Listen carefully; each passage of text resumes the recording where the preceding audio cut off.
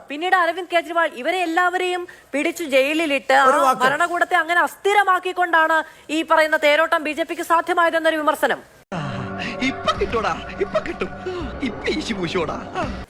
ഞാനൊരു കാര്യം ചോദിക്കട്ടെന്ന്, ഈ ഡൽഹിയിലെ പോലീസ് കേന്ദ്ര സർക്കാരിൻ്റെയാ, പക്ഷേ ഡൽഹിയിലുള്ള സുപ്രീം കോടതി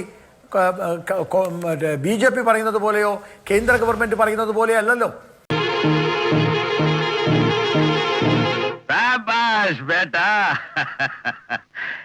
അവിടെ JFCM സാധാരണ കോടതി മുതൽ ഹൈക്കോടതിയുമുണ്ട്, ജില്ലാ കോടതിയുമുണ്ട്, സുപ്രീം കോടതിയുമുണ്ട്. മിണ്ടിയാൽ ഓടുന്നവരല്ലേ കോടതിയിൽ. കോടതി എന്തുകൊണ്ട് ഇവർക്ക് ജാമ്യം കൊടുക്കുന്നത് കേന്ദ്ര ഗവൺമെന്റാണ്.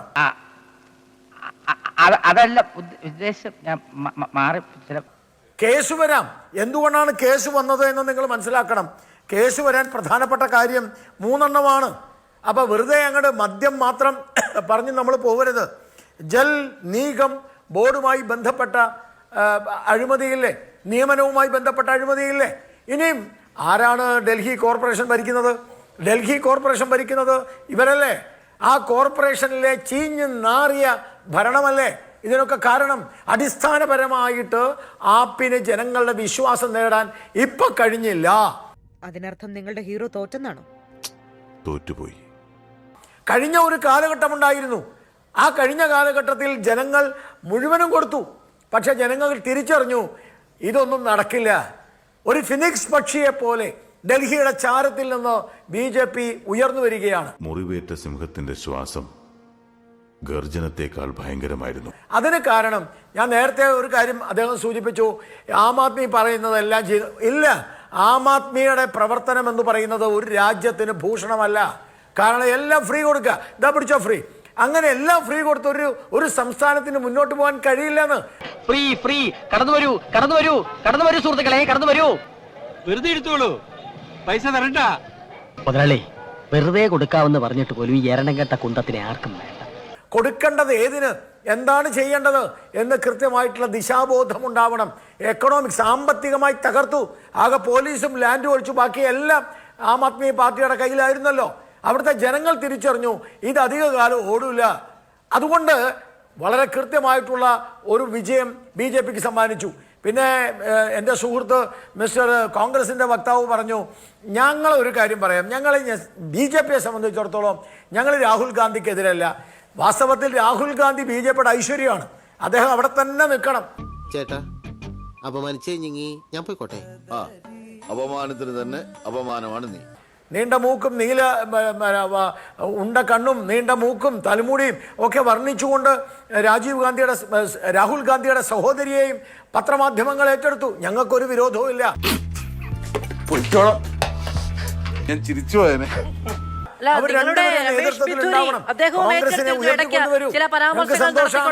അദ്ദേഹവും പറഞ്ഞിരുന്നു ജയിച്ചാൽ ഡൽഹിയിലെ റോഡുകൾ പ്രിയങ്കയുടെ കവിളുകൾ പോലെയാക്കുമെന്ന പരാമർശം നടത്തിയിരുന്നു. അപ്പൊ ഈ വർണ്ണന നിങ്ങൾക്ക് രാഷ്ട്രീയ വൈരാഗ്യം തീർക്കാനാവാം? അല്ലല്ല, ഒരിക്കലും. ഞാൻ പറഞ്ഞത് അവര് രാഹുൽ ഗാന്ധിയും രാഹുൽ ഗാന്ധിയുടെ സഹോദരി പ്രിയങ്കയും നേതൃത്വം നൽകുന്ന കോൺഗ്രസ് നന്നായി വരട്ടെ എന്നാണ് എനിക്ക്. അതുകൊണ്ടാണല്ലോ ഞാൻ പറഞ്ഞത് അവരവിടെ ഒറ്റയ്ക്ക് മത്സരിച്ചത്. ഞാൻ അവരെ നല്ല രീതിയിലാണ് പറഞ്ഞത്. ചോറ്റാനിക്കരയും ഗുരുവായൂരും പോയിരുന്നു. രാമുവിന് നന്മ വരുത്തണേന്ന് ഹൃദയമൊരുക്കി പ്രാർത്ഥിച്ചു. അവരവിടെ ഒറ്റയ്ക്ക് മത്സരിച്ചത് കോൺഗ്രസിന് എപ്പോഴും ഗുണകരമായിട്ടേ ഭവിക്കൂ എന്നാണ് ഞാൻ പറഞ്ഞത്. അതുകൊണ്ട് ഞങ്ങളെ സംബന്ധിച്ചിടത്തോളം ഞങ്ങൾ കോൺഗ്രസിനെതിരല്ല, ഞങ്ങളെ സംബന്ധിച്ചിടത്തോളം ഞങ്ങൾ ആപ്പിനെതിരല്ല.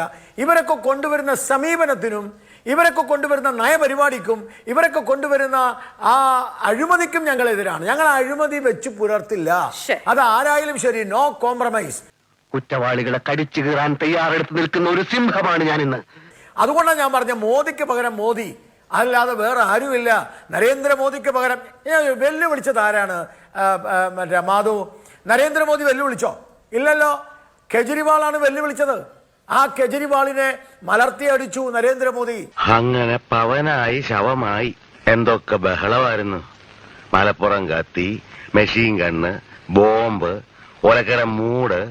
ഇനി ഇവിടെ വരുമ്പോ കേരളത്തില് പിണറായി വിജയൻ വെല്ലുവിളിച്ചില്ലേ നരേന്ദ്രമോദിയെ?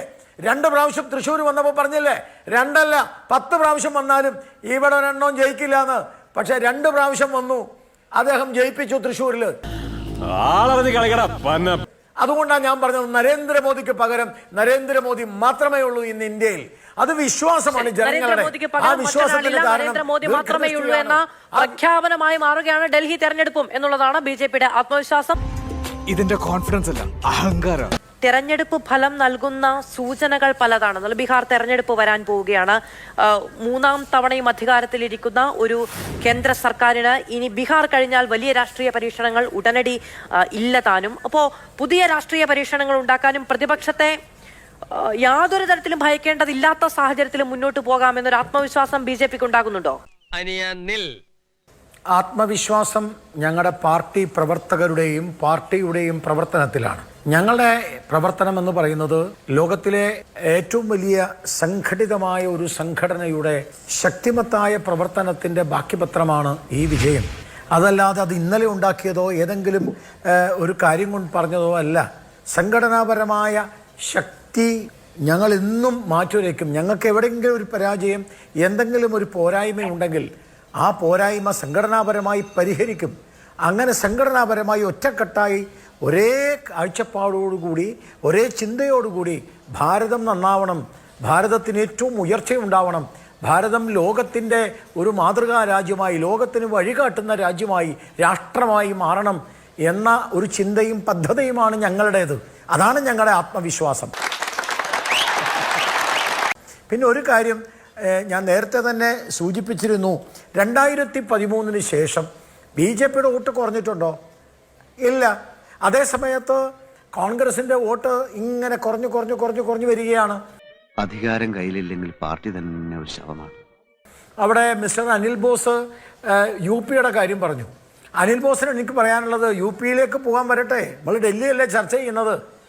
ഈ കഴിഞ്ഞ ലോക്സഭാ തെരഞ്ഞെടുപ്പിൽ 54% വോട്ടാണ് ഡൽഹിയിൽ BJPക്ക് കിട്ടിയത്.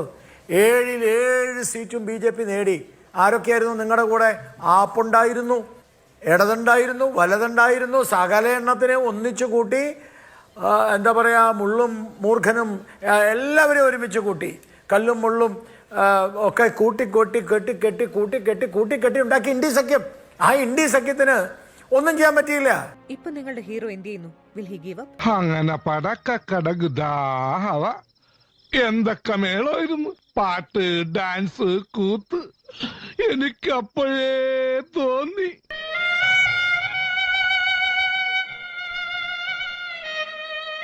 54% കൂടി 7 സീറ്റ് കിട്ടി. അപ്പം നിങ്ങൾ ഒന്നിച്ച് നിന്നിട്ടും BJPയെ തകർക്കാൻ പറ്റില്ല. നിങ്ങൾ ഒറ്റയ്ക്ക് നിന്നാലും BJPയെ തകർക്കാൻ പറ്റില്ല. അതിന് കാരണം എന്താ? അതിന് കാരണമാണ് അഴിമതി എന്ന് പറയുന്ന സാധനം തൊട്ട് തീണ്ടാത്ത, അഴിമതി ഇല്ലാത്തൊരു സദ്ഭരണമാണ് ഭാരതീയ ജനതാ പാർട്ടി നരേന്ദ്രമോദിയുടെ നേതൃത്വത്തിൽ നടക്കുന്നത്. നരേന്ദ്രമോദിക്ക് പകരം ഇന്ത്യയിൽ നിന്ന് നരേന്ദ്രമോദി മാത്രമേ ഉള്ളൂ. എന്റെ പകയിൽ നീറി ഒടുങ്ങുമ്പോൾ അവരറിയും ഞാൻ അവരുടെ ഒരേ ഒരു രാജാവായിരുന്നു.